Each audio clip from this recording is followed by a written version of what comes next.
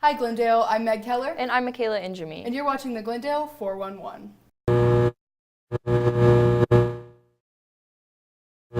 Recent Evangel signee Gabby Matthews is a senior here at Glendale. Amanda Zimmerman, Meg, and I have the story. For Glendale senior Gabby Matthews, playing basketball has been a huge part of her life. I've been playing basketball since I was about 4 or 5 years old. My favorite thing about basketball is getting to push myself mentally and physically and making memories with friends that I know I'll keep forever. For student athletes, balancing different aspects of their lives can be challenging. I've managed sports and school together with the help of my amazing family and friends, and I wouldn't be able to do that without them or the help of my coaches. Earlier this year, Gabby committed to continuing her basketball career at Evangel University. Okay, we are excited about having Gabby. I've been going to their camp since I was a little girl, and I've known the coaches for a really long time, and when I stepped on campus, it immediately felt like home. Gabby's younger sister and teammate, Grace, looks to Gabby as an inspiration. I think it's really good. I'm really proud of her, and she's worked really hard, and she's going to do really good at Evangel. Making the commitment to play for another 4 years is a really exciting thing I get to do, and I'm really blessed to have that opportunity because for a while I didn't think I would. One current Glendale student and 2 Glendale graduates started a band called Leisure Shores. Caitlin West and Audrey Mace have the story. Inside Cantrell Barnes' print shop, one office on the second floor is packed with various musical instruments. This is where the band Leisure Shores practices. Brock and Chase had created the idea of Leisure Shores and kind of envisioned that, and we had met at one of our friends' going away parties who was moving off to go to the Air Force, and it just kind of, it was fate. They were just like, hey, we might have a project that you want to join in on. So I was like, sure, why not? So we showed up and did some jamming, and it was just like magic. Both the brothers and Ben have been in previous bands and bring their skills to Leisure Shores. My role in the band is that I'm the organist and I make all the album art, and I'm the social media guy. My role is I do all of the audio production, and I do drums and percussion, and I tend to be the manager. Yeah, my role in Leisure Shores is to bring some beautiful lyrics that inspire the minds of young people all around this great world, as well as play some pretty sick guitar lines. The band has existed for less than a year, and in that time, they've released one album titled Greetings from Leisure Shores. Well, Leisure Shores has released one album, but we're currently working on the next one. Yeah, the sound is, I don't know, it's kind of just out of this world. I really haven't heard anything like it besides, I mean, it takes pieces from old rock like Genesis, Rush, as well as, some indie stuff, Mac DeMarco, like, chill vibes like that, not necessarily Mac DeMarco specifically, but it's chill as well as progressive and psychedelic all at the same time. This is the second band Brock and Chase have been in together. They have a strong bond while playing music. Since we kind of learned music around the same time, it's easy for us to both sync together and kind of just play.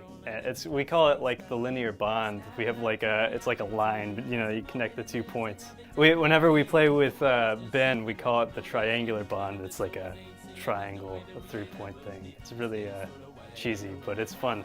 The band plans on releasing their new album this summer.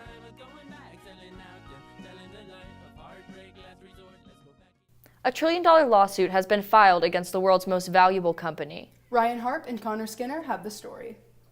Last December, over 30 lawsuits were filed against Apple for marketing allegations leading to the slowing down of previous phones, some of which amounted to $1 trillion. We met with Database, a local Apple repair company, to get an expert opinion on what's really going on behind the screen. What happened was, as time goes on, the chemical structure of those batteries starts to deteriorate, and once that happens, an advanced operating system will start to pull more power from that battery, causing them to shut down and to fail and stuff like that.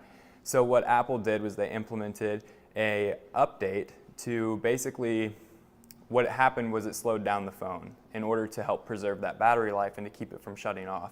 What the allegations are is that Apple would come out with new iOS updates, and those updates would require older phones particularly to speed up. It took a lot more to run that. The idea was, or at least the allegation is that it would force people to buy new iPhones. If they're as evil as some of these lawsuits indicate they are, it was simply a marketing ploy, and so some of these lawsuits have alleged actual trespass, where they got in, that you actually put something in there that they didn't tell you was going to be in there. This software program that tied battery strength to performance.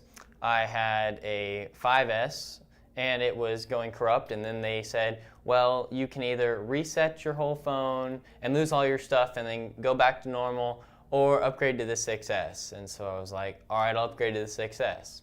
And then with the 6S, the same thing happened. I constantly had it slowing down. It was really annoying and I couldn't figure out why. And I had to I reset that phone 4 times and lost all my data. We actually have a list of over 100 people, honestly probably getting pretty close to 200, that we're trying to deal with their battery replacements on. If they tell you ahead of time that you're buying a phone that has a software program in it that's going to slow down the phone as your battery degrades, you probably have that right. However, if they secretly put that in there, and the idea is to force you to buy a newer iPhone, spend more money with Apple, then I think they've got a real problem if that's what they did and they don't tell you about it. Basically, that there was an unforeseen problem that Apple was trying to find the best way to deal with it. They didn't expect it and they didn't communicate it as clearly as what they necessarily should have. But they are taking the necessary steps to fix it. The fact that they came out and admitted that they did it certainly takes some of the heat off of Apple, and now it's just going to be the rush for whatever dollars and cents that the plaintiffs' lawyers can get to get the case settled. While walking the halls of Glendale, you might not notice a student from the Philippines. Sarah Snelson and Tanner Brady have the story. Glendale Jr., Luke Gocher, is not your typical student. Luke is from the Philippines and here on a visa. The reason I lived in the Philippines is because both of my parents are missionaries. We have a church there, but also they do a feeding program with kids where we feed kids that don't necessarily have a lot of money and need financial help.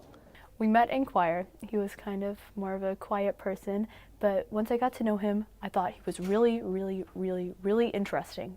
My favorite thing about Glendale is probably the choir, just because I have a lot more musical opportunities here than I do in the Philippines. The thing I admire most about Luke is I think he's pretty selfless. I feel like if I've had the experiences that he had, I would look down on most people in the average American high school. I had Luke in AP Psychology this past fall. He was pretty quiet and kind of under the radar, so to speak, but you see him outside of the class, you see him with his friends, you see him just kind of walking the halls and stuff, and he's much more vivacious and talkative and funny, and I think he kind of wears those masks pretty well. Luke will be staying for the duration of the school year and then return to the Philippines. However, he plans on attending Missouri State University after he completes high school. Thanks for watching. Check us out on social media at the Glendale 411. Signing out, I'm Meg Keller. And I'm Michaela Injami.